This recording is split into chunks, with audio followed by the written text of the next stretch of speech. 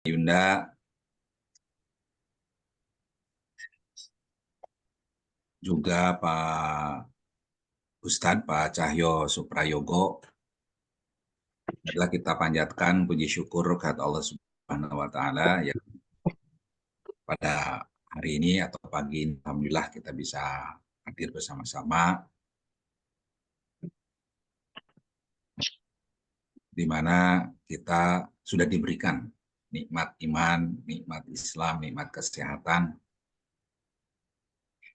Sholawat dan salam semoga tercurah kepada junjungan kita Habibana wa Nabiyana Muhammad Sallallahu Alaihi Wasallam, pada keluarganya, sahabatnya, para tabi'in, juga kepada kaum mukminin mukminat yang mudah-mudahan mendapatkan syafaat dari baginda Rasulullah Sallallahu Alaihi Wasallam di akhirat kelak. Kanda Yunda Rohib yang berbahagia yang hadir pada pengajian rutin secara Zoomiyah, pengajian Jumat pagi KBPI yang telah menginjak ke 148. Pada hari ini narasumber yang alhamdulillah telah hadir dengan kita, Bapak Dr. Andes Cahyo Suprayogo, MSI. Beliau adalah KBPI. Ini alhamdulillah beliau ini juga dosen kebijakan publik ya, dan manajemen pelayanan publik di IPDN Kemendagri. Hubungannya dengan Pak Imam Suprayogo apa ya?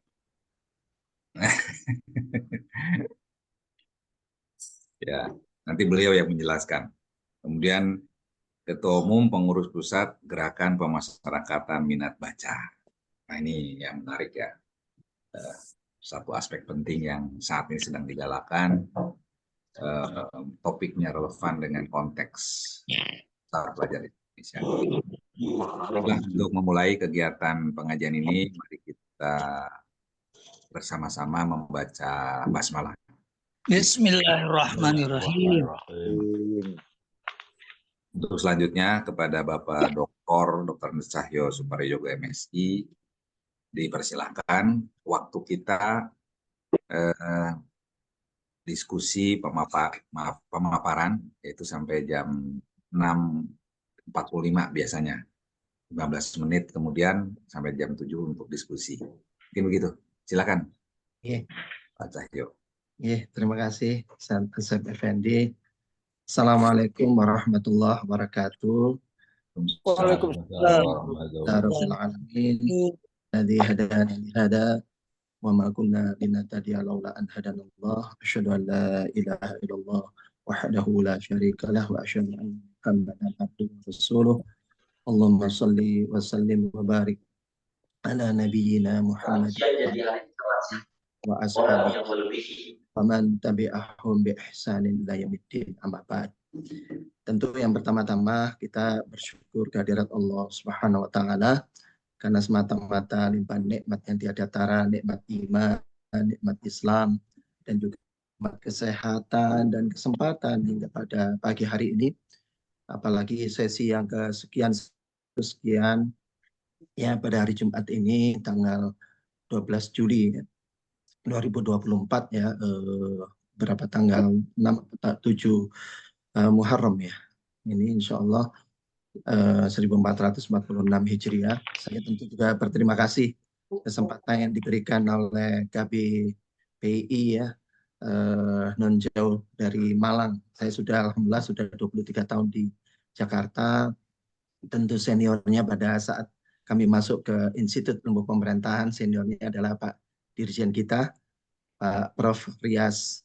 Muhammad Rias Rashid ya. Jadi kesempatan ketemu. Jadi saya merasa berbahagia dan mendapat apresiasi lah, setidaknya mendapat kesempatan untuk berbagi.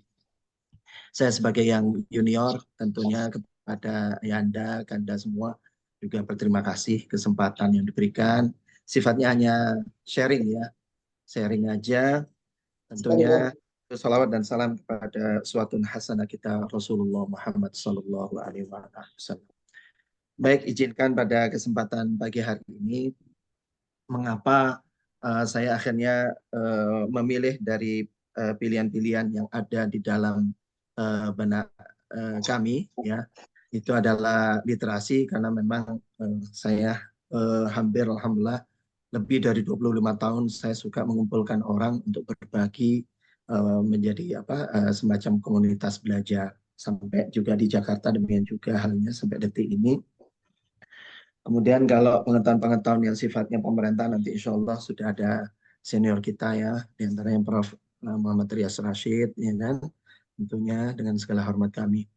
Baik, pada kesempatan pagi hari ini, izin Anda semua untuk saya berbagi. Saya memakai judul ini, apalagi kemarin melihat putra-putrinya Mas Maulana ya, menjelang Jumatan itu lihat fotonya ada anak-anak, pikiran saya paling kuat adalah memilih di antara tema atau topik terkait literasi. Baik, yang ini adalah kita bahasanya menakar. Menakar mungkin artinya ya mengukur dan menimbang ya. Literasi sebenarnya tentu asalnya adalah kita ingin menimbang dan mengukur literasi masyarakat Indonesia tentunya, karena kita bagian dari NKRI ini, bagian dari Negara Kesatuan Republik Indonesia. Kita ini bagian dari masyarakat Indonesia itu sendiri. Nah, notabene adalah masyarakat Indonesia itu sendiri tidak lain adalah representasinya adalah tentunya umat Islam yang kita insya Allah masih tetap mayoritas ya di negeri kita Indonesia yang tercinta ini. Kita ingin melihat literasi masyarakat Indonesia itu dari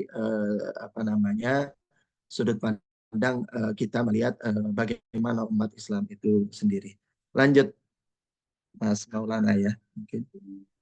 Ya, jadi Ganda semua ya, Bapak Ibu yang tentunya kita yang miris sekali adalah sampai detik ini kita selalu distigmatisasi, ya, distigmatisasi oleh UNESCO ya, yang merilis ya di tahun 2012 dan secara official rilisnya di tahun 2003 yang menyatakan hanya 1 dari 1.000 orang di Indonesia yang membaca buku. Nah, ini kalimat ataupun pernyataan ini pun nanti kita bisa bedah, kita orang Jawa Timur diprotoli gitu ya satu persatu supaya tidak menjadi public opinion yang kemudian justru bentuk-bentuk stigmatisasi kepada masyarakat Indonesia atau kepada masyarakat Indonesia yang notabene juga dalam umat Islam. Padahal kalau nanti Bapak Ibu teman-teman yang saya concern dengan literasi, kalau kita cari atau kita telusuri ya sampai detik ini saya belum menemukan dokumen resminya. Namun ini dari kutip mengutip. Walaupun yang namanya Kompas, walaupun yang namanya Media Indonesia, ya sampai pun juga lembaga-lembaga termasuk lembaga kementerian dan lembaga non kementerian itu pun masih selalu mengutip ya temuan tahun 2012 dilaporkan 2013 sampai sekarang. Sehingga sampai tiap tahun kalau kami mengikuti yang diselenggarakan oleh Perpustakaan Nasional Republik Indonesia, hampir semua pejabat publik kita selalu masih mengutip laporan ini, ya, mengutip laporan ini, dan kemudian selalu dikaitkan dengan posisi Indonesia 60 dari 61 negara, ya, menurut satu pusat studi ya di Connecticut ya University ya UK yang menyebutkan 60 dari 61. Kita di bawahnya Thailand, kemudian kita di atasnya Botswana. Yang penelitian itu sudah sejak tahun 2016. Lanjut, Kang Maulana. Nah ini ya, jadi ini ya dari World's Most Literate Nation Rank. Ya, jadi di sini temuannya kita adalah di atasnya Botswana. Ya, tentu memprihatinkan sekali. Nah, secara sederhana saja, saya sedikit kalau kita sebagai peneliti itu sebenarnya harusnya mulai mempertanyakan. Itu laporan 2012. Laporan dari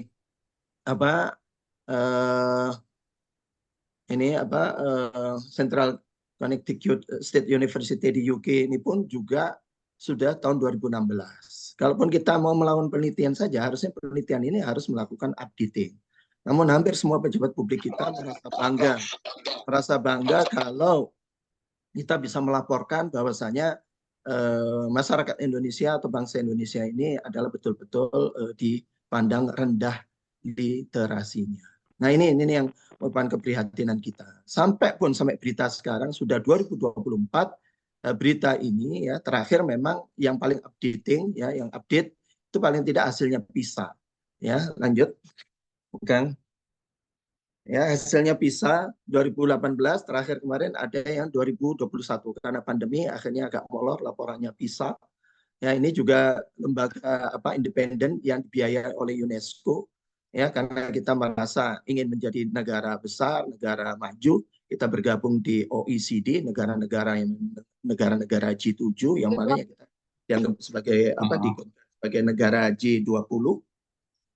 Karena ingin memakai ukuran-ukuran mereka supaya kita maju. Satu sisi positif ya, bagus maksud dan tujuan tersebut. Namun kemudian kita selalu diukur oleh ukuran-ukuran PISA yang laporannya adalah meskipun ada peningkatan sedikit ya dari 2018 ke 2021, yaitu diukur adik-adik kita, anak-anak kita usia 15 tahun SMP itu adalah kecakapan membaca matematika dan sainsnya. Ya, kecakapan ya membaca matematika dan sains, dan itu pun ada parameter-parameter tertentu. Kemarin sebenarnya ingin saya masukkan yang 2022 ya, namun kemarin sudah keburu dikirim. Masih di negara Asia Tenggara, ini yang dijadikan alat untuk kemudian dijelaskan ya, masyarakat Indonesia itu adalah rendah literasinya. Lanjut. Nah, padahal misalnya ya, kita bisa membandingkan. Seharusnya saya sebagai seorang akademisi, seorang peneliti, yang tentunya belajar dari pengalaman Prof. Rias Rasid juga ya, kalau saya membaca track record beliau di lembaga penelitian, lembaga pengabdian masyarakat yang ada di Institut Ilmu Pemerintahan, kita kan diajarkan untuk kritis. Di antaranya misalnya kita harusnya menggabungkan berbagai macam data, hasil berbagai macam survei, penelitian dunia ataupun internasional sekalipun. Kalau kita mengikuti World Reading Habits ya, in 2020 saja, di sini disebutkan bahwasanya Indonesia ya, ini temuannya adalah berapa jam ya yang dihabiskan ya dalam seminggu untuk membaca buku.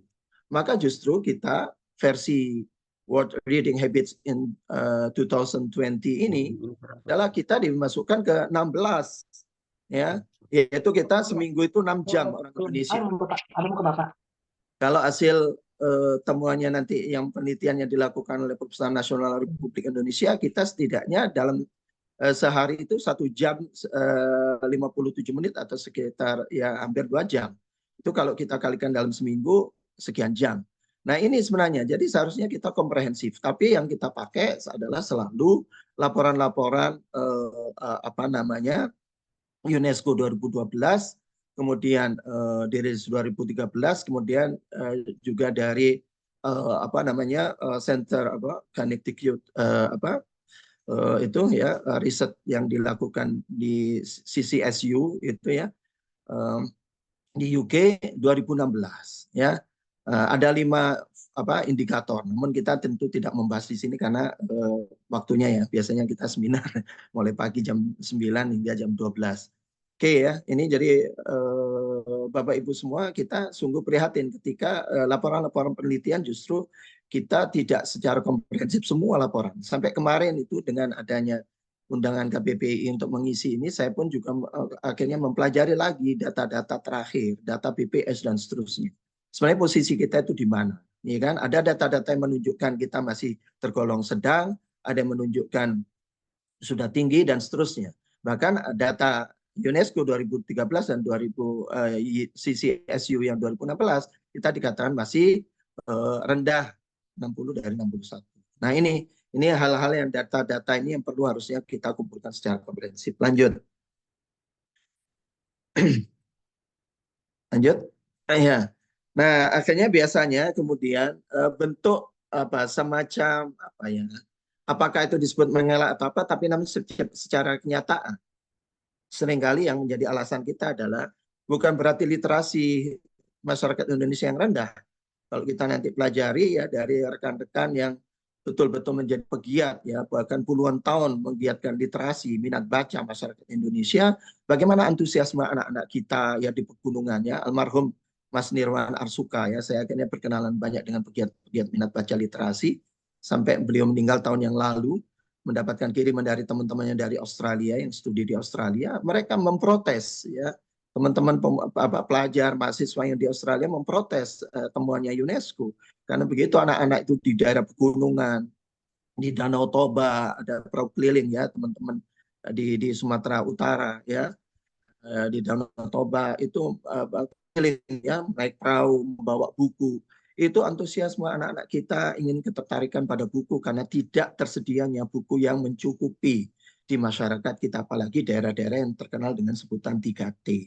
Sehingga di sini persoalannya dikatakan alasan kita adalah karena akses kita pada buku. Ini diaminkan oleh Ketua Komisi 10 ya, Ketua Komisi 10 ya, DPR RI Pak Saiful Huda ya, kalau sering diajak diskusi oleh Kepala Perpustakaan Nasional Republik Indonesia Pak Muhammad Syarif Bandung. Nah, ini yang menjadi berangkat kita adalah sebenarnya kita nanti ingin menakar ya seberapa benar dan seberapa betul ya penilaian-penilaian tersebut ya. Kita lanjut. Nanti kita di akhir. Nah, secara umum ya ini juga kita bisa sama-sama mengakses ya. Kalau kata literasi ini diambil dari kata bahasa Latin literatus, artinya adalah a learning person ya, sosok yang seseorang yang belajar terus menerus. Literasi kalau dalam artian yang lebih luas memang artinya adalah menggambarkan sosok yang belajar secara terus menerus. Kalau diambil dari bahasa Latin yaitu litera, yang artinya letter kata kita ya, apa artinya aksara atau huruf, secara sederhana orang sering mengartikan tentang keaksaraan ya, tentang keaksaraan yang artinya sering didefinisikan yaitu pelibatan penguasaan sistem-sistem tulisan dan konvensi-konvensi yang menyertainya. Jadi bentuk-bentuk tulisan ya dalam suatu masyarakat, dalam suatu bangsa, dan kemudian kira-kira aksennya seperti apa ya, kemudian apa intonasinya seperti apa, cara bacanya seperti apa, dan seterusnya. Itu kurang lebih. Lanjut. Jadi ini kita bisa memahami ya, itu literasi dalam arti asalnya. Nah, kalau kita telisik saja, sebenarnya literasi itu sebenarnya baru diperkenalkan UNESCO itu sendiri pasca Perang Dunia Kedua ya. Pasca Perang Dunia Kedua, kalau kita pasca kemerdekaan ya. Jadi Global Literacy Effort itu baru 1946.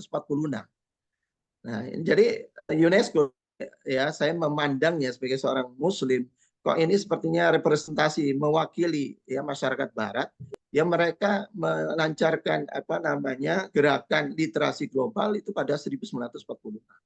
Padahal nanti kalau kita pelajari, akhirnya saya dengan dukungan Perpustakaan Nasional Republik Indonesia, saya mencoba membuat satu proceeding, salah satu tulisan yang kami ajukan tentang sejarah literasi Indonesia.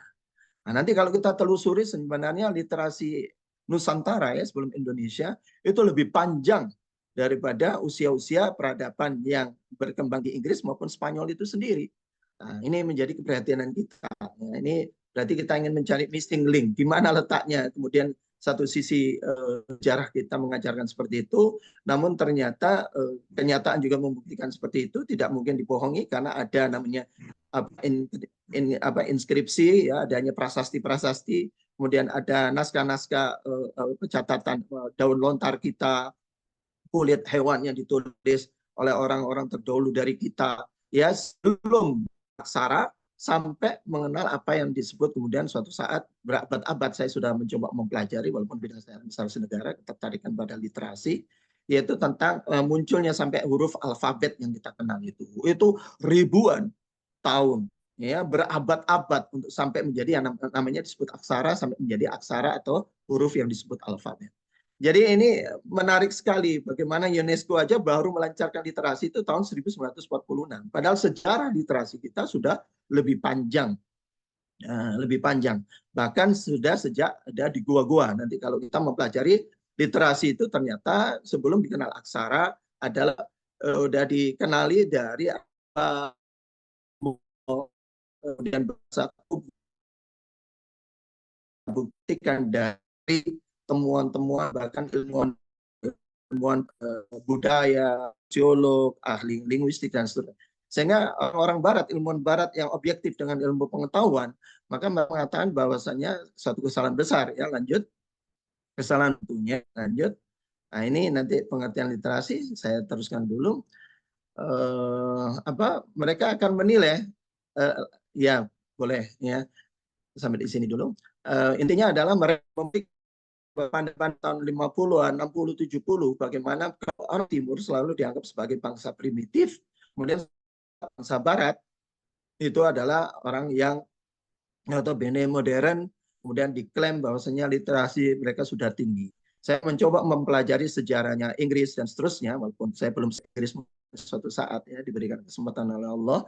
Tapi saya melalui literatur, kita memperoleh informasi bagaimana Inggris itu sampai mengenal yang namanya aksara dan seterusnya.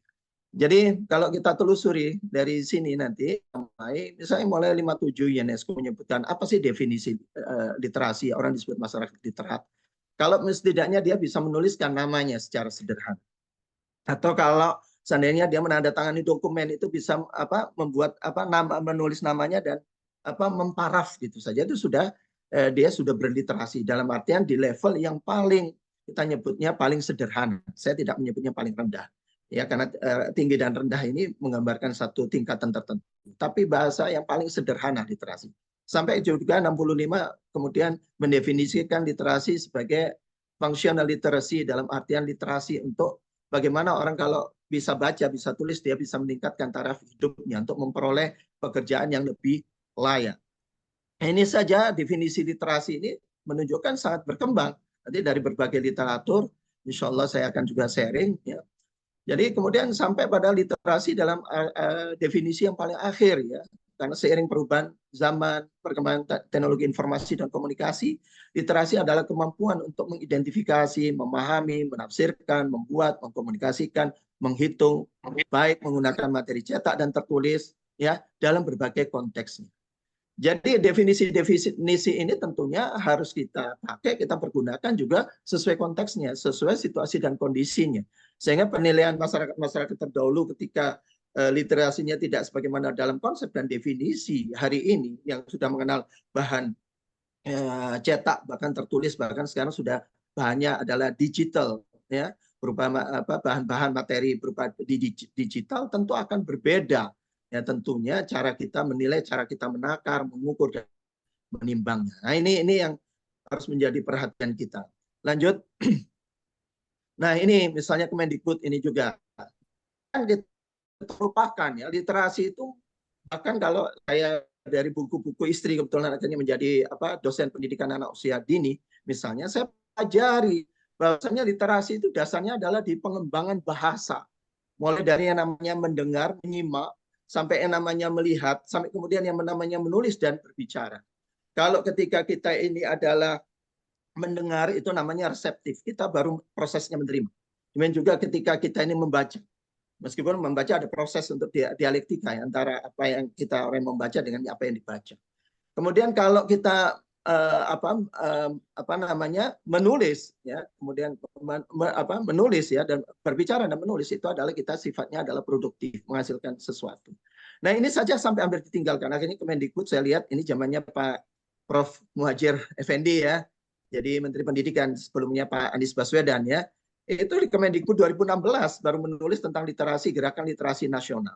Ini kita catatan saya kalau Kemendikbud ya prihatin mestinya harusnya pedoman ini sudah lebih awal dari 2016 sehingga kalau dibaca orang literasi Indonesia sebagai satu gerakan nasional seolah-olah kesannya baru 2016 padahal kita sudah lebih tua dari itu.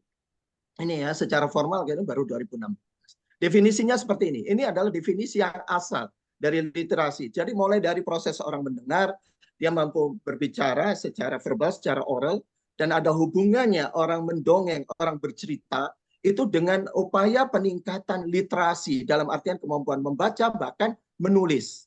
Karena banyak juga ilmuwan-ilmuwan yang kemudian memojokkan ya tradisi oral ya berbicara secara lisan ya itu sebagai sesuatu yang tidak ada hubungannya. Itu akhirnya kita coba dari majalah, jadi jurnal-jurnal ilmiah yang menunjukkan sangat ada hubungannya. Jadi tradisi masyarakat kita, nenek moyang kita, leluhur kita mendongeng, bersolawat, rengeng-rengeng kalau bahasa Jawa, itu semua adalah menjadi cikal bakal tumbuhnya literasi.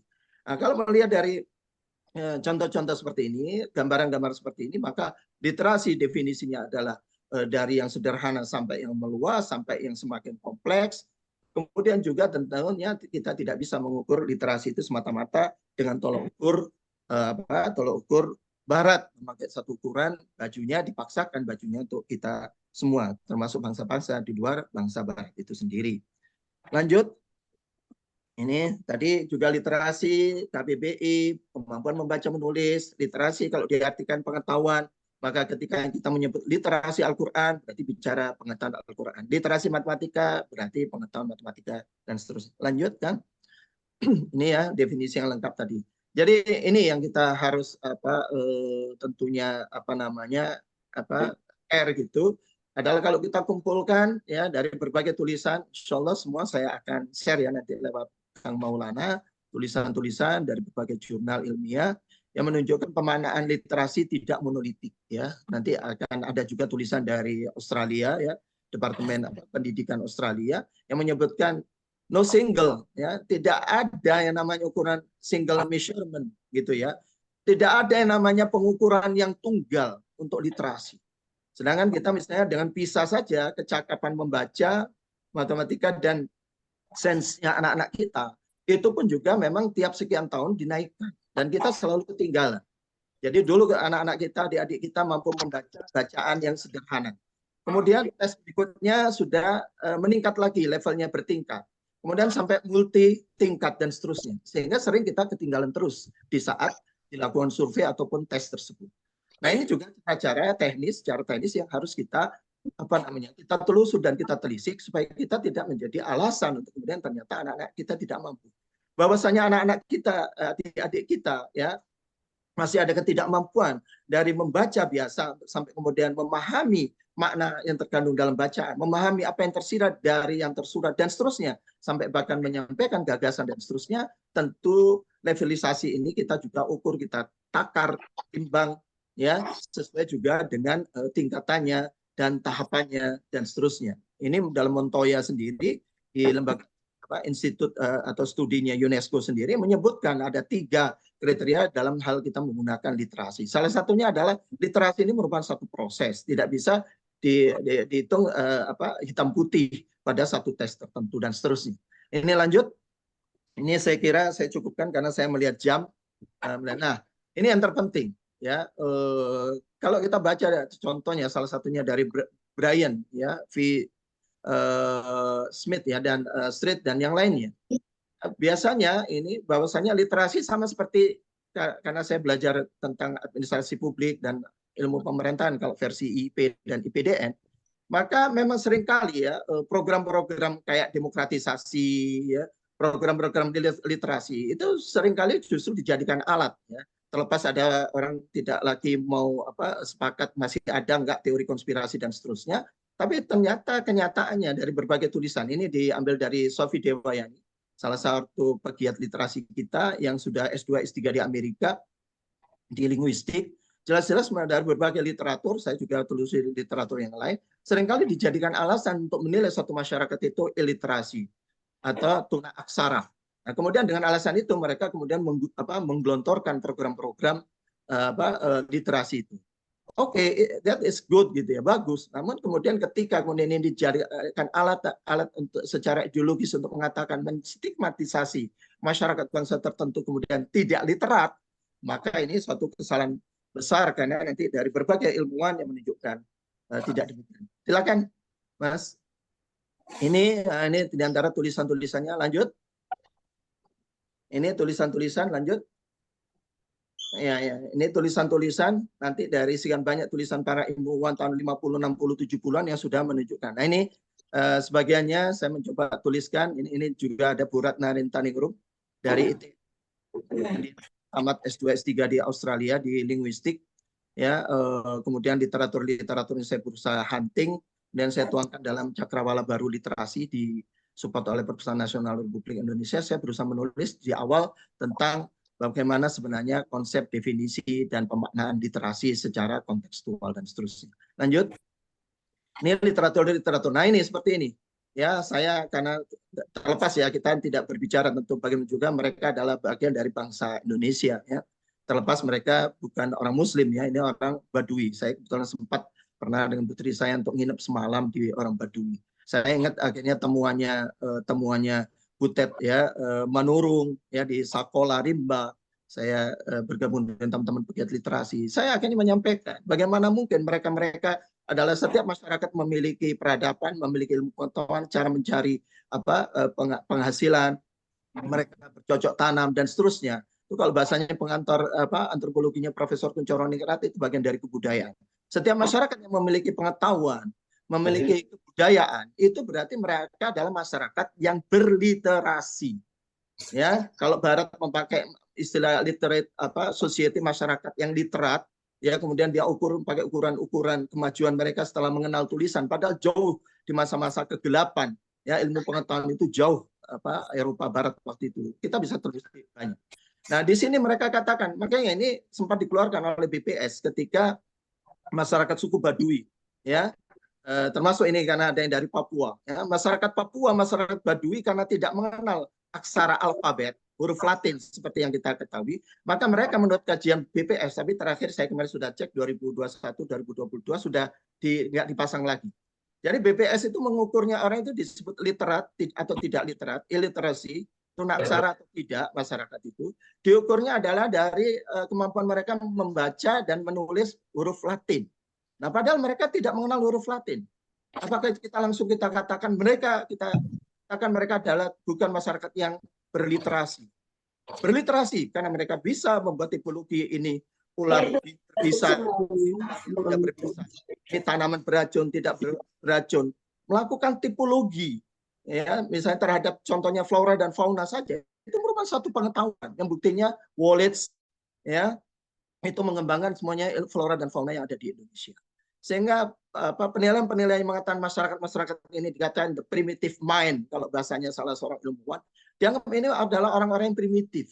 Padahal mereka memiliki pengetahuan dalam konteksnya mereka. Ya, S3-nya orang Baduy itu adalah ketika dia bisa menaik pohon yang paling tinggi untuk memetik buah itu, yang kalau bahasanya itu level S3-nya, yaitu bagaimana mereka yang paling bisa naik tinggi ngambil itu. Ini semua ada tingkatannya. Kita tidak bisa mengatakan mereka adalah masyarakat yang kemudian tidak berliterasi karena mereka memiliki pengetahuan ya, dia bisa membuat tipologi, bisa melakukan klasifikasi, kemudian mereka bisa mengembangkan inovasi-inovasi dalam konteks mereka. Maka yang demikian ini juga tidak serta-merta kemudian untuk ukuran kita orang kota, mereka tidak memakai baju hari ini ya yang sebelah dan seterusnya. Itu ya. Oke ya, ini juga diantaranya. Kita selalu mengidentikan literasi itu dengan dengan membaca, diantaranya juga membaca buku. Padahal pengalaman saya mempelajari anak usia dini bahkan di dalam kandungan itu tidak mesti berupa buku, tapi apapun bentuknya, gambar, tulisan, coretan dan seterusnya. Itu ringkasnya. Kemudian tidak mesti juga identik dengan buku dan tidak identik juga membaca itu adalah berupa aksara, tapi bisa menggunakan secara semiotik. Itu adalah berupa gambar, simbol, bahasa tubuh, tanda-tanda alam, dan seterusnya. Lanjut.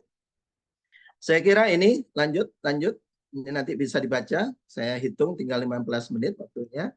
Nah ini salah satunya untuk membuktikannya.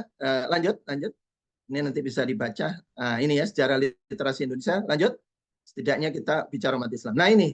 Nah, kemarin saya ingin memastikan lagi umat Islam itu masuk ke Nusantara itu abad 13, 14, 15 ataukah sudah abad 6 dan atau 7 Masehi. Ya, ini kita bukti-bukti baik yang belum berupa mengenal tulisan ya sampai mengenal tulisan sampai mushaf Al-Qur'an zaman penjajahan yang sudah menggunakan kertas dari Eropa. Ya, kitab-kitab para ulama ya, bentuk zikir-zikir, maksurat ya, zikir-zikir, wirid dan seterusnya itu juga dalam bentuk tulisan sampai masa penjajahan ya, ada balai pustaka, bahkan kita memberikan jazahullah khairul jasa pada Ki Haji Ahmad Dahlan dan murid-muridnya sudah mendirikan sejak Muhammadiyah berdiri tahun 1912, itu sudah mendirikan Muhammadiyah.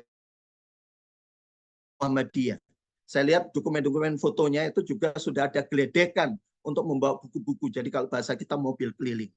Dan sampai justru kita pada saat 1948, Presiden Soekarno baru mencanangkan bagaimana pemberantasan buta huruf A, I, U, E, O, dan seterusnya. Sampai masa kita sekarang. Lanjut. Baik, lanjut. Nah, jadi intinya kita akan membicarakan salah dua begitu yang kita bisa pakai untuk menjadi ukuran umat Islam. Lanjut. Di antaranya adalah membaca tulis ya, literasi, sementara kita akan baca dan tulis di antaranya. Di samping lanjut, di samping literasi itu kalau dari World Economic Forum, lanjut. Dari World Economic Forum ini adalah data-data yang buta huruf, ya, angka melek huruf dan seterusnya untuk nanti menjadi pertimbangan kita. Lanjut. Ya, lanjut saja, bisa dibaca. Nah, ini lanjut, ini sekedar informasi lewat. Nah, ini juga lanjut, nanti kita ringkas. Lanjut.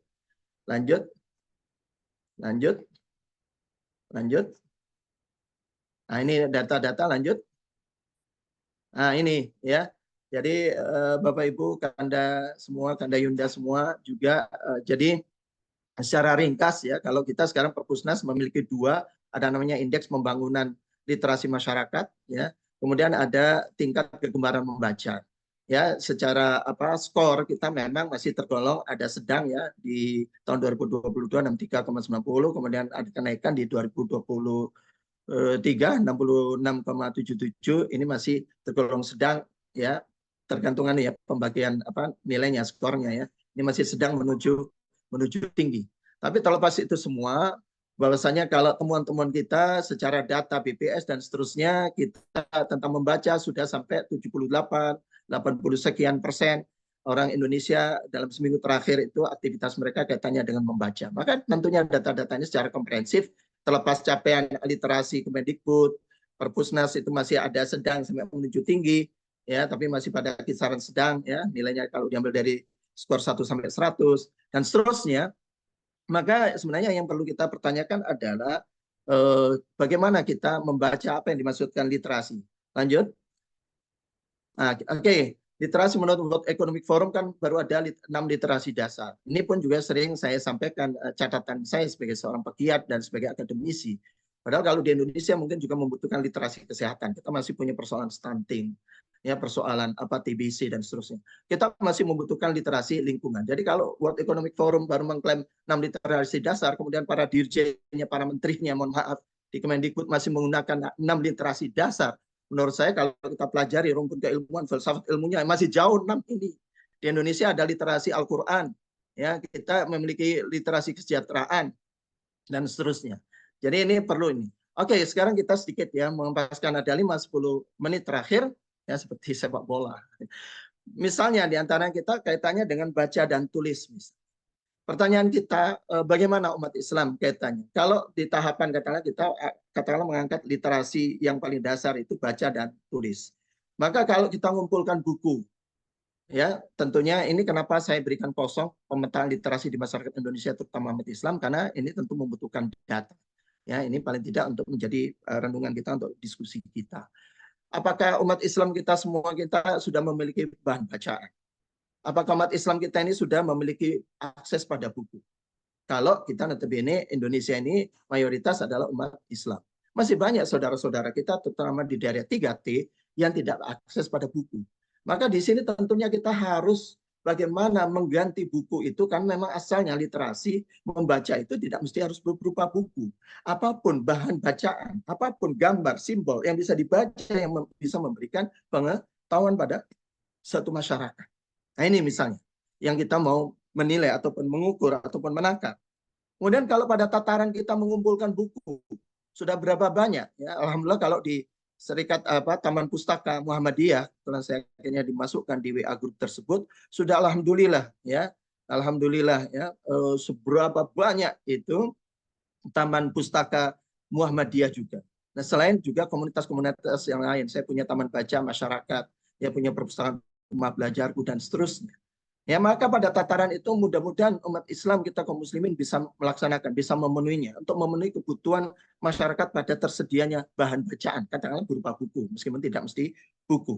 Saya alhamdulillah memakai rumah dinas yang tentunya ini dulu tentu jasa-jasa para senior di IP, Prof. Rias Rasid dan seterusnya. Saya memakai rumah dinas A24 di garasi, saya bikin garasi baca. Di situ ada dokumen-dokumennya Institut Tumpuk Pemerintahan, buku bahan modul dan seterusnya, makalah-makalah saya simpan. Adalah untuk apa? Seberapa besar, seberapa banyak umat Islam yang juga membiasakan untuk mendokumentasikan, menyimpan catatan-catatan ilmu pengetahuan yang pernah kita pelajari mulai SD, SMP, SMA, bahkan kita S1, S2, S3. Katakanlah begitu ya, kalau mau lebih tinggi lagi. Kalau dari sisi membaca, apakah kita ini sudah mampu memahami makna yang terkandung dari bahan bacaan kita? Secara umum saya katakan memang kalau baca, minat baca, ya kegemaran membaca masyarakat Indonesia ini sebenarnya sudah tumbuh. Hanya persoalan pada akses yang kita sering menilainya adalah membaca itu identik buku. Maka kita ada keterbatasan. Satu buku ditunggu oleh 90 orang dalam catatan hitungannya Perpustakaan Nasional Republik Indonesia. Padahal kalau menurut UNESCO minimal itu adalah 3 buku. Dan seterusnya. Dari sini. Kalau dari sisi membaca saja, maka kemudian kita bertanya lagi, apakah kita memahami bacaan kita? Seringkali ketika kita membaca, ya satu sisi kita membaca bukunya dipandang rendah, di sisi yang lain membaca gadget, gawe itu sedemikian rupa. Kita nomor 2 atau nomor 4 sebagai pengguna media digital misalnya. Kemudian apa yang kita terima informasinya, apakah kita paham informasinya, kemudian kita tiba-tiba men-share dan seterusnya. Nah inilah yang kita mau sendiri, kita ingin mengoreksi bagaimana kita sebagai manusia. Apatah lagi sampai pada tataran, kalau lanjutnya, Mas, bahwasanya misalnya menurut versi 4 tingkatan literasi Perpustakaan Nasional Republik Indonesia, yang ketika misalnya sampai kita punya ide-ide, gagasan baru dan seterusnya. Ya, saya yang belajar ilmu pemerintahan, public administration merasakan sampai detik ini kita masih mendengar birokrasinya Weber. Padahal sebelum Weber yang paling terkenal ada Vincent de Gournay dan seterusnya. Kenapa tidak kita pengalaman saya 6 tahun di Sumatera Barat, ditugaskan di PDN Sumatera Barat. Nagari itu ada konsepnya sendiri, polanya seperti apa model birokrasinya. Birokrasi tradisional, kata tulisan-tulisan dalam bahasa Inggris ya, dalam jurnal-jurnal dan seterusnya. Jadi pengetahuan kita banyak sekali, seharusnya kita mampu melahirkan. Kita ada teman-teman dari Brawijaya Institute, bagaimana ingin mengembangkan paradigma ilmu Nusantara, metodologi keilmuan Nusantara. Nah, seberapa besar umat Islam yang kemudian punya gagasan-gagasan baru, bahkan kalau perlu mengkonstruksi konsep dan teori-teori baru di dalam tataran dunia ataupun internasional. Nah, ini diantaranya beberapa hal ya yang kita maksudkan. Kalau kita juga bicara misalnya literasi digital ya, terakhir 1 menit lagi, literasi digital. Maka kalau kita bicara literasi digital, seberapa kita sebagai umat Islam itu memiliki etika, ada yang namanya digital ethics. Bahwasanya ketika kita sharing, kita berbagi informasi yang kita peroleh itu kita memiliki kemudian kita apakah memperhatikan bahwasanya mereka itu siapa, ya momentumnya tepat tidak tepatnya, dan komentar-komentar kita dan seterusnya. Kita perlu mengenal digital ethics, digital safety. Gampang-gampang kita hari ini ada pinjol, buktinya sampai terjadi judi online itu juga sampai di tataran orang-orang well educated menengah ke atas. Kenapa? Apa yang terjadi? Berarti literasi digital kita betul-betul ya berada pada kondisi yang paling memprihatinkan. Bagaimana sampai tatanan orang menengah ke atas justru mereka adalah yang termakan yang namanya pinjol, bahkan judi online dan seterusnya. Banyak sekali yang bisa kita bicarakan, bagaimana literasi budaya, literasi kewargaan kita, kesadaran hak dan kewajiban kita sebagai warga negara. Bagaimana kalau ada lampu lampu rambu lalu lintas, kita adalah betul-betul kemudian stop sebelum nunggu kuning dan merah. Kemudian kalau ada zebra cross adalah kita ini betul-betul itu adalah tempatnya orang berjalan. Ketika mau berjalan kendaraan harusnya berhenti dulu, bukan orang yang mau berjalan yang menunggu kendaraan kita dan seterusnya. Nah, disinilah kita akan bisa menilai atau mengukur literasi kita, mulai baca tulis kita, literasi digital kita, sampai literasi budaya dan kewargaan kita. Saya kira demikian paling tidak sebagai bentuk paparan, menempati waktu 7 kurang 15 menit. Kurang lebihnya mohon maaf, mudah-mudahan ini menjadi pemicu dan pemantik diskusi. Tentunya saya harapkan juga saran masukan, catatan dari Kanda Yunda semua, ya, kurang lebihnya mohon maaf kalau ada benarnya semata-mata datangnya dari Allah SWT, kalau ada kekurangan semata-mata dari diri saya dengan pengetahuan saya yang sangat masih terbatas dan terus belajar. Dari saya, Assalamualaikum warahmatullahi wabarakatuh. Waalaikumsalam warahmatullahi wabarakatuh. Luar biasa, sangat menginspirasi saya kira ya, apa yang tadi dipaparkan oleh Pak Dr. Cahyo Suprayogo, topik yang menarik ya, menginspirasi. Salah satu argumen yang konteks ini atau topik ini relevan adalah karena memang pertama di dasar paradigma atau filosofi di PI kan adalah pendidikan, kesempurnaan pendidikan dan kebudayaan. Jadi itu memang sangat erat kaitan dengan literasi. Kedua, topik ini ya memang bagian dari tadi yang disebutkan adalah membangun karakter budaya bangsa ya. Itu juga menjadi salah satu concern KBPI. Ini open discussion, banyak mungkin masukan-masukan dari teman-teman atau pertanyaan juga boleh. Saya persilahkan kepada kawan-kawan untuk bertanya atau memberikan komen. Saya lihat dulu di chat.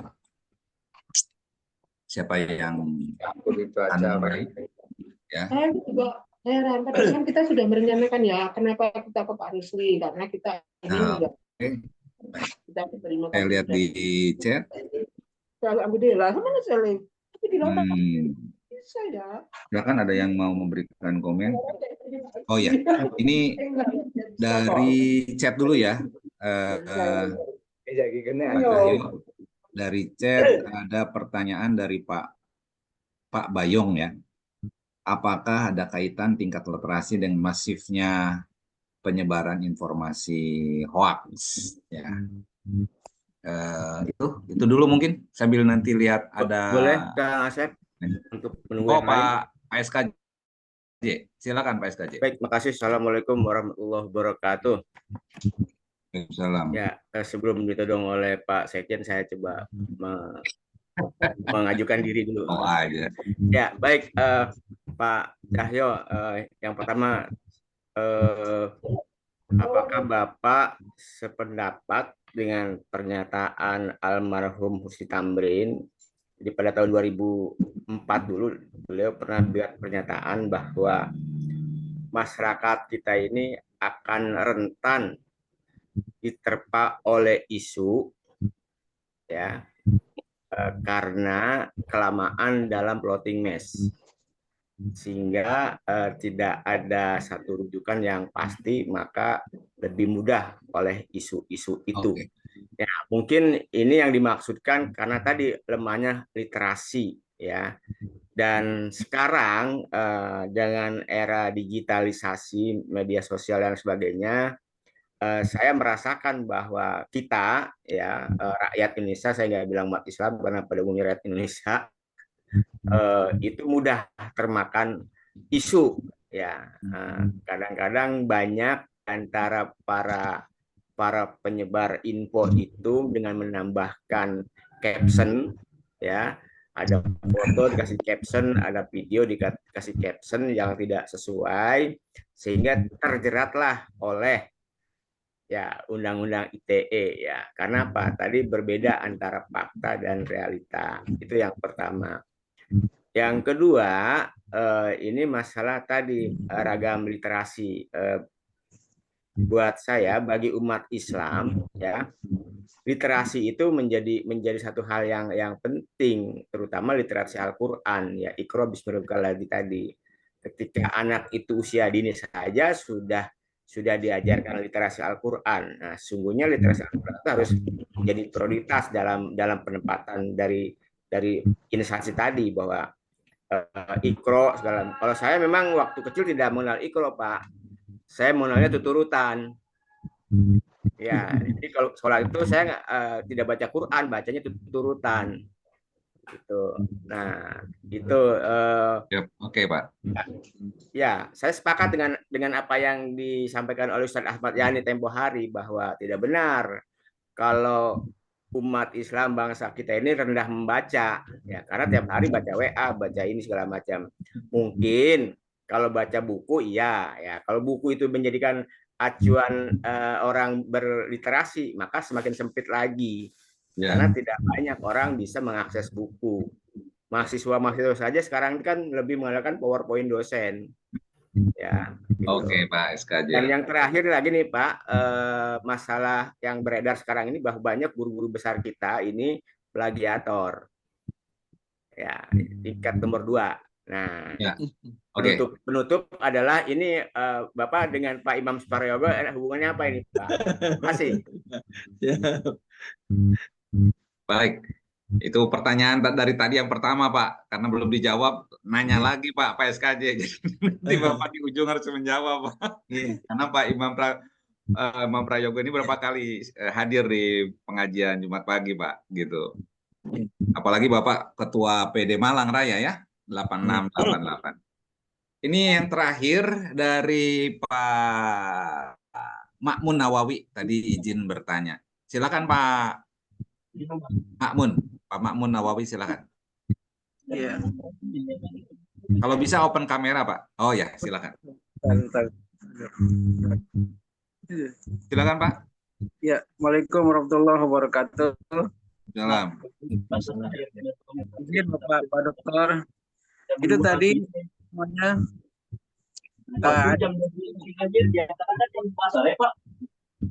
Iya. Malam-malam gatek ini. Silakan Pak Ma'mun. Ya. Iya.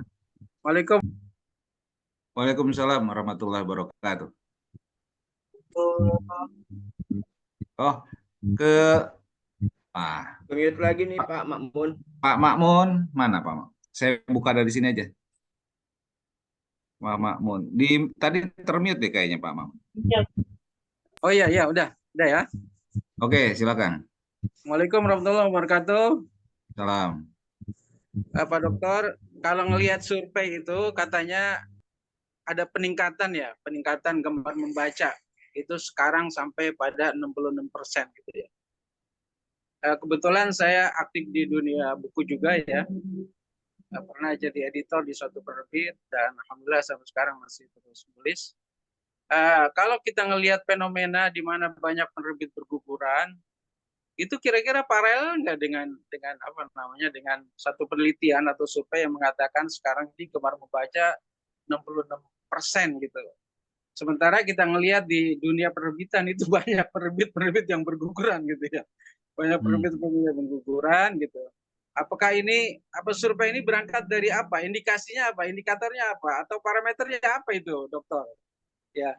Apakah termasuk literasi di situ, termasuk dunia katakanlah digital gitu.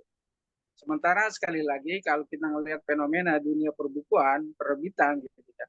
Sekali lagi banyak penerbit yang berguguran karena dihantam oleh dunia internet atau dunia digitalisasi. Saya kira ini aja. Mungkin siap, Dokter.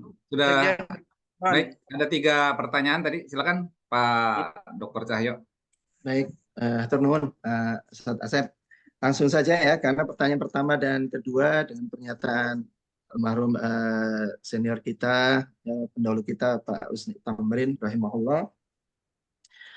Ya, jadi secara singkat ya karena waktu. Jadi pada intinya tentu ya kalau seandainya kita menyampaikan, kita tentu sepakat ya tingkat literasi suatu masyarakat ini sangat memiliki ya. Saya juga mencoba mempelajari korelasinya sangat berhubungan erat dengan kemampuan mereka itu memfilter ya pengetahuan ataupun informasi yang diterima ataupun yang diserap ataupun yang ada di hadapan kita. Dalam artian gelombang pengetahuan dan informasi, ya saya menyebut ada istilah informasi dan dengan pengetahuan karena ada yang sifatnya informasi tapi tidak semua kita bisa menjadikan dia informasi sebagai sebuah pengetahuan. Ini tentu juga perlu kita bedakan karena banyak kita informasi, tapi bisa jadi itu bukan sebagai suatu pengetahuan. Ya, makanya ada istilah the death of expertise, kematian kepakaran. Nah itu yang kata banyak orang itu fakta memang terjadi. Orang tidak lagi bisa menimbang. Jadi tingkat literasi ini adalah memang erat hubungannya dengan kemudian bagaimana gampangnya orang itu menerima hoax, ya. Berita-berita itu tadi kan sekedar berita, sekedar informasi. Ada data, tapi kalau data itu tidak meaningful, itu tidak disebut informasi. Nah, itu nggak oke lah, nggak usah dipilah-pilah sampai dengan rupa secara akademik. Tapi setidaknya tidak mampuan untuk menghadapi hoax itu adalah sangat dipengaruhi dari seberapa banyak kita membaca, seberapa banyak kita, tentunya tidak cukup kita membaca sendirian. Saya ada beberapa pengalaman selama di Jakarta, ada pengalaman orang-orang tertentu yang dia membaca sendiri, pengetahuan sendiri, jarang berdiskusi, berdiam diri, kemudian terkena dampak radikalisasi misalnya. Nah itu terjadi. Mengapa? Karena tadi tidak ada proses diskusi, dan setiap bacaan kita tentu membutuhkan teman, ya, peer group, ya, untuk kita bisa saling mendiskusikan, saling membaca. Seperti di forum ini, saya sangat setuju, ya, KBPI membuat kajian rutin Jumatan ini, mudah-mudahan bagian dari proses pencerahan, meningkatkan literasi. Jadi itu. Dan saya sangat sependapat dengan apa yang disampaikan tadi, ya, bahwasanya Pak Usni Tamrin itu melihat seperti itu. Sangat setuju. Di masyarakat kita memang semakin masyarakat itu bagaimana dikondisikan sedemikian rupa, ya kan? Kan kalau kepingin negara kuat, itu ada ucapannya Mao Zedong atau Mao Zedong, itu rakyat harus dilemahkan. Nah, salah satunya bisa melalui kebijakan-kebijakan terkait literasi. Kalau seandainya ada kebijakan-kebijakan yang justru melemahkan masyarakat untuk senang belajar, untuk memperoleh pengetahuan dengan cara yang benar, pengetahuan yang benar, dan seterusnya. Kemudian bagaimana masyarakat juga untuk mendiskusikan, mendialogkan, dan seterusnya. Maka akan menciptakan satu masyarakat yang kemudian tadi tidak kritis, masyarakat yang apatis, masyarakat yang pragmatis, dan seterusnya. Dengan kata lain, justru inilah masyarakat, ciri-ciri masyarakat yang tidak literat. Ketika mereka tidak kritis menerima pengetahuan dan informasi, kemudian tidak mampu memiliki kemampuan membicarakan, mendiskusikannya, dan seterusnya. Itu ya, singkat ya, itu. Kemudian terkait pada akses pada buku, kita buku. Namun sebenarnya ternyata proses literasi, pengalaman putri saya, kami sebagai CPNS tidak cukup untuk membeli buku di Jakarta, adalah kami biasanya lembar-lembar jawaban mahasiswa saya kumpulkan untuk dia bereksplorasi coret-mencoret. Jadi literasi kita sejak dini, bahkan sejak di dalam kandungan. Nanti ada ayat-ayat dan kemudian kita praktekkan hasil temuan, bahkan BKKBN pun menyetujui, Pak Udi menyetujui bahwasanya sejak di dalam kandungan. Oke. Terus terakhir kaitannya buku-buku dengan penerbit. Ini pernah saya juga ikuti Pak Aris Hilman, ya. Pak Aris Hilman itu pengelolanya dulu Republika, ya. Sekarang Republika akan menjadi online, sehingga betul-betul Republika tidak berani lagi mencetak, ya, untuk koran Republika itu. Sekaligus beliau ketua IKAPI. Sama sebagaimana pandangan saya setuju dengan Pak Aris Hilman, ya, ketua IKAPI sekaligus pernah menjadi pengelolanya Republika, mungkin sampai sekarang masih, ya, Pak Aris Hilman, bahwasanya sebenarnya Pak Makmun sebagai penerbit memang hari ini untuk konteks Indonesia mereka itu tidak lagi mengakses melalui buku. Di samping karena kebijakan, mohon maaf ya, catatan walaupun saya di pemerintahan, kebijakan pemerintahan kita yang menjadikan biaya penerbitan itu kan mahal, ya kan? Pajak-pajak ke penulis yang sampai Terelie, ya, itu juga memprotes, ya, pajak yang dikenakan kepada para penulis. Dan juga untuk buku, bahan buku dan seterusnya yang tergolong relatif mahal, kemudian harga jual mahalnya tinggi yang tidak terjangkau oleh masyarakat kita. Sehingga akhirnya begitu adanya masifnya, ya, media digital itu memberikan kesempatan untuk masyarakat kita mengakses lebih mudah, secara luas, dan anytime, anywhere, dan seterusnya. Nah itu, sehingga itu saja hubungannya, ya.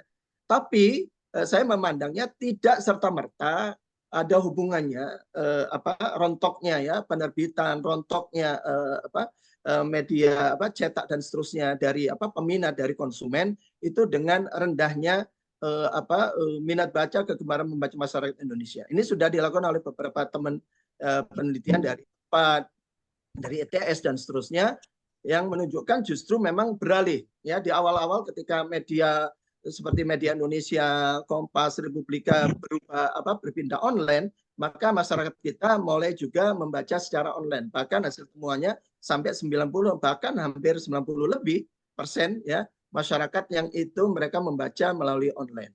Nah, kemudian persoalan berikutnya, jadi saya mau mengatakan ini tidak ada hubungannya dengan rendah minat baca, ya, karena tidak secara langsung.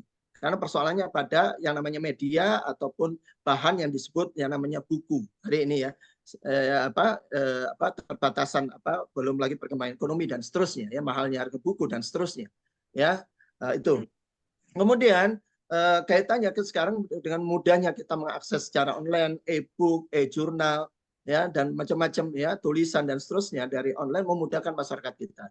Hanya kita seringkali masyarakat kita tidak bisa membedakan mana yang itu adalah e-book, e-jurnal yang betul-betul dengan seizin ya penulis, penerbit dan seterusnya, sehingga maraknya sekalian yang namanya pembajakan itu secara online. Itu kan yang dihadapi ya Pak Nawawi ya, penerbit ya, percetakan dan seterusnya. Nah, itu. Nah, tapi satu sisi adalah minat masyarakat membaca. Sebagai terakhir adalah kalau kita tanya sekarang pertanyaannya adalah memang tidak mesti medianya buku, ya, tapi bisa media online. Meskipun kita akan sama seperti Pak Aris Hilman juga menyatakan, pertanyaannya ternyata setelah disurvei oleh IKP, rata-rata masyarakat ketika zaman pandemi itu media online banyak kan yang dipakai untuk game online. Makanya terbukti kan sekarang ada judi online marak, ya, mulai anak SD, ya, mulai anak SD sampai yang namanya orang menengah ke atas, orang-orang well educated. Kenapa? Karena begitu maraknya media online, bacaannya adalah bacaan atau yang dibaca, yang dicari pengetahuan informasinya adalah justru tentang judi dan seterusnya, pinjol dan semacamnya, ya, game online dan seterusnya. Sampai kemudian juga hal-hal yang sifatnya yang sekarang tren, kalau bahasanya Pak Gita Wirjawan, Menteri Kepala BKPM kita, Menteri Perdagangan kita, yang kemudian kritis adalah orang sekarang termakan dengan TikTok. TikTok paling efektif hari ini, ya, walaupun saya tidak terlalu terbiasa dengan menggunakan TIK gitu ya. Namun dari pengalaman teman-teman putri-putri kami, TikTok itu begitu gampang yang dipakai orang untuk menyebarluaskan satu informasi atau data, padahal data itu bisa jadi tidak valid. Jadi sekarang persoalannya adalah which one gitu, yang mana yang dibaca dari media online itu. Jadi ada pergeseran perilaku dari membaca yang namanya buku dengan juga keterbatasan akses, harga buku yang mahal dan seterusnya, tidak terjangkau pada masyarakat kita yang 3T apalagi, maka kemudian berpindah kepada media online, yang media online itu bisa diakses oleh siapapun. Jadi pada dasarnya mereka membaca, termasuk membaca WA. Terbukti kita adalah nomor 2 atau nomor 4 sebagai pengguna media online ataupun digital media itu. Hanya persoalannya kemudian adalah ketika kita menggunakan media online sebagai memperoleh pengetahuan atau informasi, apakah justru kita memperoleh pengetahuan yang bermanfaat, memperoleh informasi yang valid, ya, otentik dan seterusnya. Nah, itu adalah satu persoalan kita. Nah, disinilah kita penting untuk terus meningkatkan literasi digital kita, sehingga bagaimana ketika kita menggunakan pengetahuan dan informasi yang kita peroleh dari media digital betul-betul secara secara kreatif, aktif, juga kemudian selektif dan seterusnya. Nah, ini prosesnya adalah proses panjang. Alhamdulillah karena saya senang membaca buku, editorialisasi majalah, buku, tabloid yang betul-betul sudah melalui proses-proses dewan redaksi, redaksional dan seterusnya, itu sangat membantu validitas, otentisitas, reliabilitas dari data atau informasi yang disampaikan, sehingga kita terbiasa menyerap itu. Jadi kita harus memperkuat sekarang di keluarga-keluarga ini tetap untuk mengajarkan membaca bahan-bahan bacaan selain yang di digital adalah bahan-bahan yang kalau kita nyebutnya seolah-olah manual atau masih konvensional kata kita sekarang. Saya kira demikian. Dengan cara itu sehingga kita akan bisa menghadapi hoax, adanya penyebaran berita-berita yang tidak benar, dan bagaimana kita bisa menseleksi. Bahkan terakhir saya nyoba kemarin ya, terakhir Pak Ustadz Asep, saya terakhir kemarin berusaha download PDF-nya dari Badan Pusat Statistik ya 2020, 21, 22. Itu ada versi Excel-nya. Excel-nya itu bisa di-download. Nah, padahal kalau versi Excel-nya data itu bisa di-download, saya bisa aja ngutak-ngutik, tiba-tiba saya utik angkanya, saya rubah, itu bisa. Lah, saya mikir kok masih level itu, saya kaget juga. Ya, memang iya saya baru Mestinya ingat PDF gitu ya. download itu Excel tentang data jumlah minat baca. Sama ketika saya mau haji dulu pasca pandemi perdana itu, saya alhamdulillah dapat kesempatan haji dengan nikmat Allah. Pertama itu baru dikirim dari Dirjen Kemenak kita, bimbingan haji, itu berupa Excel, disebarluaskan, belum ditandatangani. Kita bisa bayangkan kalau data Excel itu bisa sampai ke masyarakat, berarti betapa rentannya kita. Disinilah pentingnya kita umat Islam terutama untuk meningkatkan literasi dasar sampai apatah lagi literasi digitalnya. Demikian kurang lebihnya, mohon maaf. Aku Ya, sebenarnya masih ada beberapa poin, tapi mungkin karena waktunya terbatas ya Pak. Nanti bisa dilanjut. Boleh nanti kesempatan yang lain. Closing statement Pak Dokter. Iya, jadi pada intinya kita harus melawan stigmatisasi itu, bahwasanya kita adalah bangsa yang besar, bangsa yang memiliki budaya, tradisi, minat baca, dan literasi, dan kemudian tentunya kita harus terus meningkatkan literasi kita. Sisi-sisi kecakapan literasi kita yang masih kurang, tentu tugas kita, baik pemerintah, masyarakat, maupun komunitas, bersama-sama kita meningkatkan literasi masyarakat Indonesia, khususnya kita sebagai umat Islam, sebagai khairul umat yang ukhrijat linnas. Jadi saya demikian. Assalamualaikum warahmatullahi wabarakatuh. Waalaikumsalam warahmatullahi wabarakatuh. Terima kasih Pak Dr. Cahyo Suprayogo atas materinya yang menginspirasi. Mudah-mudahan menjadi satu motivasi bagi kita untuk lebih meningkatkan literasi di pribadi, keluarga, maupun di lingkungan ya, lingkungan KBPI. Sekali lagi, kesempatan lain kita bisa undang lagi Pak Cahyo ya. Baik, Kanda Yuda, sahabat-sahabat sekalian, marilah kita akhiri kegiatan pengajian ini dengan membaca doa akhir majelis. Subhanakallahumma bihamdika asyhadu an la ilaha illa anta astaghfiruka wa atubu ilaik. Wassalamualaikum warahmatullahi wabarakatuh. Waalaikumsalam warahmatullahi wabarakatuh. Terima kasih. Cak Akbar. Baik. Sehat Cak Akbar. Ya, ini Terima kasih Mas Cahyo. seniornya literasi ini, Mas Akbar ini, Akbar Muzaki, sampai sekarang istiqomah ini. Ya. Istiqomah ini. Terima kasih, Cak Akbar. Ya. Ini saya banyak belajar dari Prof. Rias, kan juga senang menulis ya. Sharing-sharing pengetahuan Prof. Muhajir Effendi, dan seterusnya. Terima kasih. Terima kasih Mas Cahyo ya. Ye, sami-sami, Bapak. Nur Islam. Sehat semuanya. Ye, alhamdulillah. Cak Akbar kapan ke Jakarta? Memang masih diperlukan saya. Ya, siapa Akbar tuh tahu harus ada ngisi yang- itu. Sharing, kapan sharing lagi ya? Sharing lagi. Insya Allah, Prof. Kapan-kapan Insya kita